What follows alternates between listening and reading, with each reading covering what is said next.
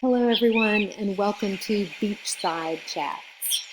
I'm your host, Mrs. Landclose, and I'm coming at you with sand in my toes, my sunglasses on, sitting in my lounge chair under the shade of the palm trees. Today, our topic is the women in Scout's life. There are three main women who are influential for Scout, and that's Miss Maudie, Calpurnia, and Aunt Alexandra. Miss Maudie is perhaps the most influential, so we'll talk about her first. The book describes her as a chameleon lady. She blends in with her surroundings. When she's in the yard that she loves, remember she loves her gardening, she dresses like a man in her coveralls and her old straw gardening hat. Yet when she's on the front porch, the book tells us that she reigns over the street in magisterial beauty. The book says that her speech is, quote, crisp, meaning that she doesn't have the typical southern drawl that the people in Maycomb speak with. The book tells us she has a, quote, acid tongue, but she uses it for good. She hushes people up when they need to be, like Stephanie Crawford when she was claiming that Boo Radley peeped in her window at her, or Mrs. Merriweather when she's criticizing Atticus in her own home, and Miss Maudie looks at her and says, "His food doesn't stick going down, does it?" Reminding Mrs. Merriweather that she is eating what Atticus has provided, and she's criticizing Atticus in his own home. Miss Maudie is respectful. She insists on calling Scout by her real name. She insists on Scout calling Boo Radley by his real name. Also, she refuses to attend the trial, which Maycomb treats like a holiday, out of respect for Tom, whose life is on the line. Miss Maudie is unmaterialistic. She's actually glad her house burned down to give her more room in her yard. She's very honest. She's very direct. She has straightforward conversation with Scout about Atticus's talents. She has a straightforward conversation with Jim after the trial. Miss Maudie is secure. She's not worried about her place in society. And that is the reason that Scout feels safe with her. The book tells us in chapter 5 that they're able to sit silently and watch the sun go down. So if silence is comfortable between two people, that means that there is a secure, snug relationship. If you remember, it's Jim and Dill hanging out with one another more that drives Scout to Miss Maudie's porch, but she knows that Miss Maudie will accept her. There's an interesting passage in chapter 5, and I encourage you to go back and read chapter 5 because that's where we find the majority of the description of Miss Maudie. But the passage says, "She had never told on us, had never played cat and mouse with us. She was not at all interested in our private lives. She was our friend." Aunt Alexandra seems to be the complete opposite. She only has one surrounding, and that is Maycomb society, which the book tells us she fits like a glove. Her speech is most closely related to that of Miss Stephanie.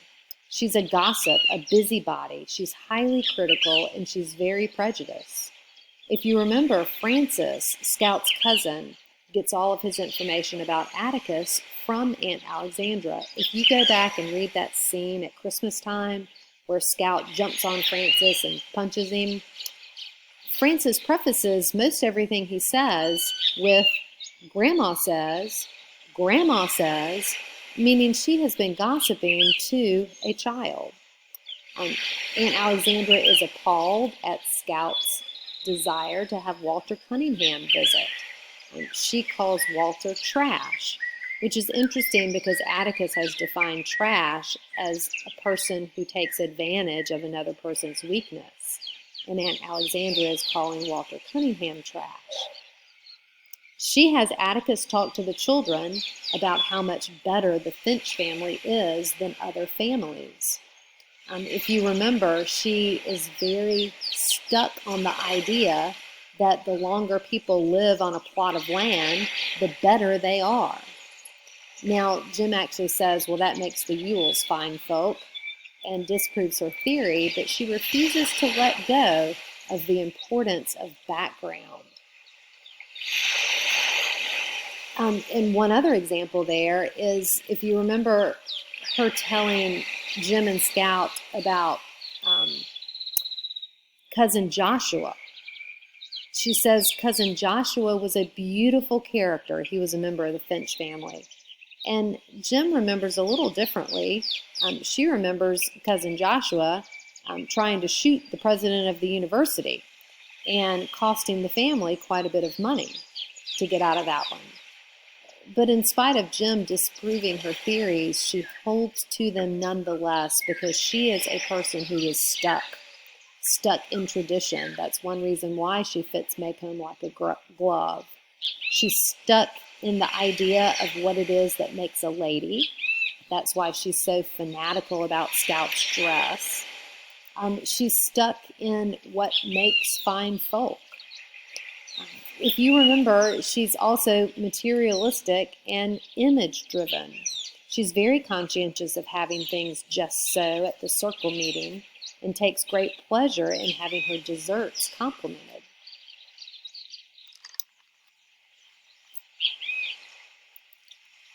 So I encourage you to go back and read chapters 9 and chapter 13 because they have a lot of information about Aunt Alexandra to support a lot of what I just said.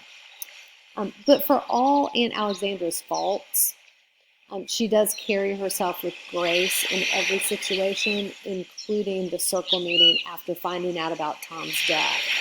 Now, Aunt Alexandra is more concerned with Atticus than she is with Tom and his family. She's concerned about the strain that the whole thing is placing on Atticus.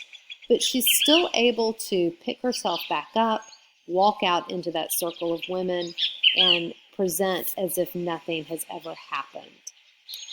It is interesting in that kitchen scene, which comes at the very end of chapter 24, that Miss Maudie is really the strong one who is driving the other women and moving people to action.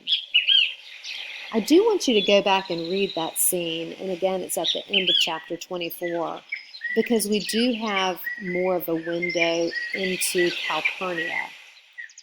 She is the one with strength enough to actually go tell Helen of Tom's death. She is someone who's looked down upon because of her skin color, but Cal is nothing but gracious. I want you to recall the scene with Walter Cunningham where she reprimands Scout on her treatment of Walter, emphasizing to Scout that Walter is her company. And we talked about one lesson is don't be rude to company, yeah, but mostly what Cal is teaching there is don't set yourself up as superior to someone else. And we see that Cal lives by her own lessons that she gives the children when she goes to First Purchase with the children. The children are her company, and so she insists that they not put their own coins in the offering plate, but that she give them some of her money, which is interesting because she doesn't have very much. And yet Jim and Scout are her company that day at church. So she insists on giving the offering to them. Also, I want you to note her practicing what she preaches with her friends. So remember, Cal is educated, but she does not hold that over her friends' heads in a manner to make her look superior. She actually talks the way they talk when she's with them because she doesn't want to give the appearance that she thinks she's better than they. So it's interesting that Aunt Alexandra emphasizes birth and background. Calpurnia emphasizes behavior. And Miss Maudie is the one whose behavior is exemplary. So Aunt Alexandra may define Southern womanhood as manners and gentility, but Calpurnia and Miss Maudie define it as gracious, humble, honest, respectful behavior. Because to those two ladies, behavior trumps birth and background every single time. So that ends our discussion of the women in Scout's life. Hope you've enjoyed it. And I'm going to put on some more suntan lotion. See you next time.